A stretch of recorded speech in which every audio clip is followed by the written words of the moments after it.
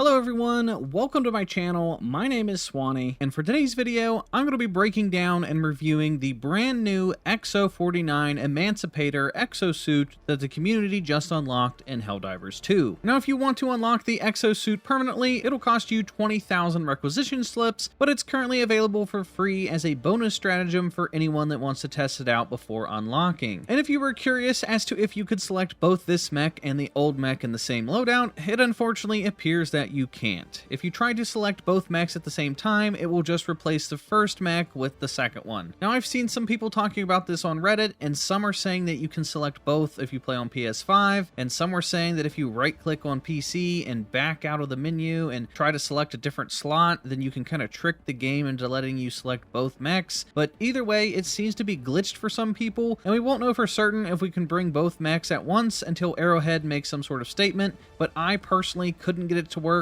And honestly, if they limit how many you can bring and we can only have one mech per mission, I think that's kind of dumb, and it would be the only kind of limitation that we currently have on stratagem so far. So I hope that they end up letting us use both, because a lot of people just want to rock two mechs in one loadout. But who knows, maybe that's Arrowhead's way of trying to keep things balanced. So this may or may not change in the future. Now, as for the mech itself, I think it's pretty good. I like it a lot better than the previous mech, and it's not even close.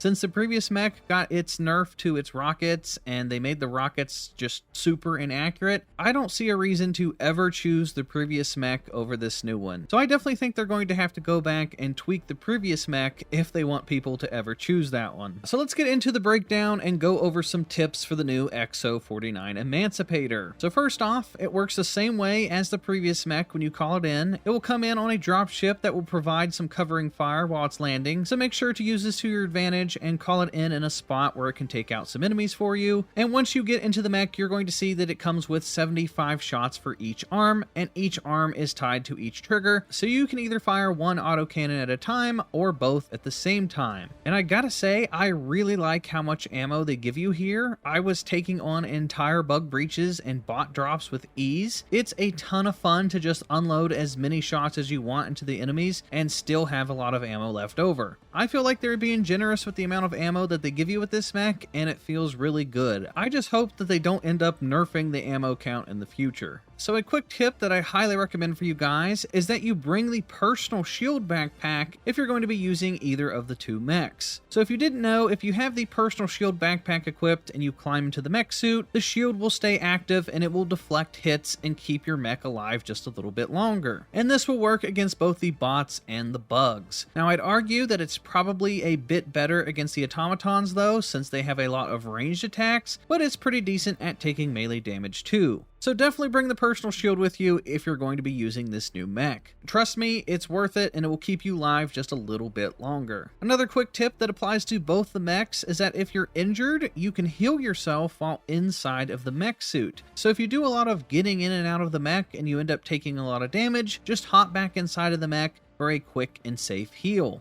Now, getting into the damage numbers, I tested it out against different structures like spore spewers, and I found that it takes anywhere from 18 to 22-ish shots to take out a spore spewer. It kind of just depends on how far away you are and how accurate you are. It's also pretty good at taking out any objectives or anything that has heat vents like cannons, tanks, or artillery. For example, it takes about 8 shots to kill one of these artillery cannons from behind, so it's really good at taking out things with heat vents. The EXO-49 Emancipator is also a beast at destroying bug nests and robot factories. It'll take just one shot to blow up a bug hole and one shot to destroy a robot factory if you shoot it in the vents.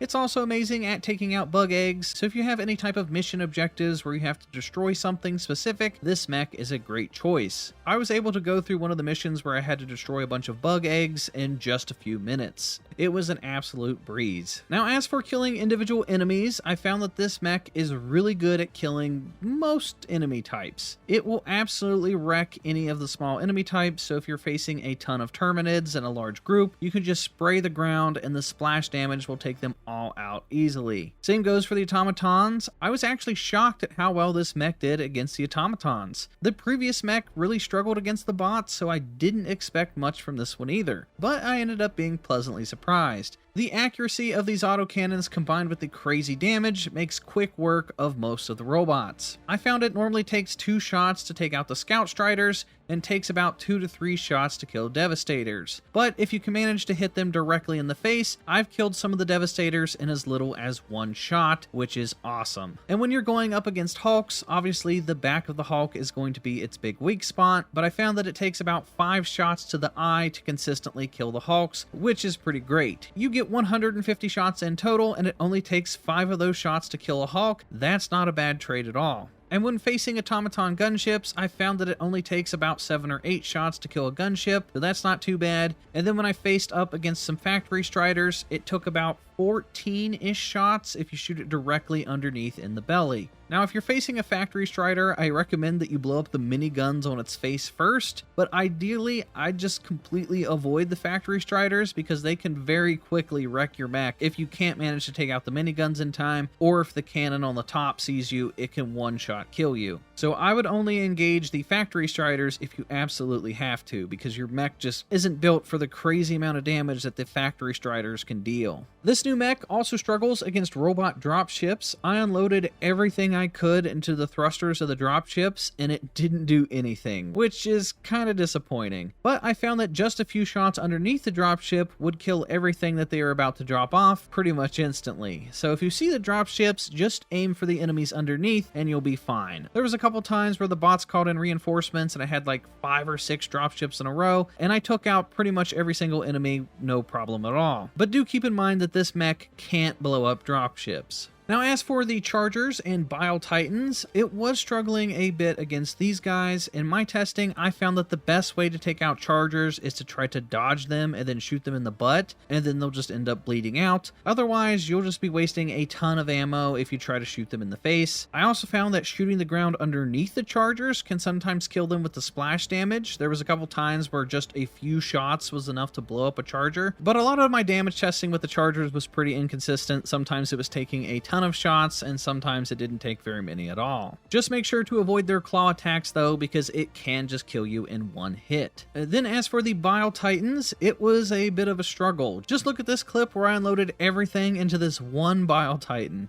Now, it does a great job at blowing out the sacks underneath to stop it from puking, but it took over half my ammo just to kill one Bile Titan. So I'd make sure to use this mech in tandem with a teammate, or just quickly get out of the mech if you're going to deal with the Bile Titans. I'd use the mech to shoot out the bile sacks, and then I'd get out of the mech and then use either a rail cannon strike or some rockets or something to finish it off. But I don't recommend just using the mech to take on the Bile Titan by yourself. So overall, I was pleasantly surprised with this new mech. I don't know if this is Arrowhead's new approach that they're taking, where they want things to feel more powerful or what, but I really like the way that this new EXO-49 Emancipator feels. It's miles better than the previous mech, and as long as they don't nerf this thing, I see myself bringing this on a lot of missions going forward. I already saw a few people on Reddit complaining about how it can't take out the robot dropships and how it takes a similar amount of damage as the previous mech, but as long as you aren't charging into enemies and you sit back and you pick things off at a distance and you use the personal shield, I think you'll do fine. I wasn't finding myself dying that often in this mech unless I got swarmed, and if you do get swarmed, it has a strong melee attack, which is pretty good against the Terminids, so there's always that to fall back on. So I really enjoyed using the new EXO-49 Emancipator. I already have a strong feeling that a lot of people in the community aren't going to be a big fan of this mech because it does struggle against the Bile Titans and the Factory Striders and stuff, but I don't really have too much of an issue with it. They have to keep this mech balanced some way. If it just absolutely wrecked everything with ease and it came with 150 shots and you could call in 2 of them in one match, I feel like that would be a little overpowered. So it has to have some sort of weakness. One of my most hated things in the game is all the rocket devastators and heavy devastators when I face the automatons, and this new mech can deal with the devastators pretty quickly and easily, so that alone is enough for me to enjoy this mech. This mech is great for 1, dealing with objectives, 2, dealing with small to medium tier enemy types, and the only thing I found that it struggles with is the top tier heavily armored,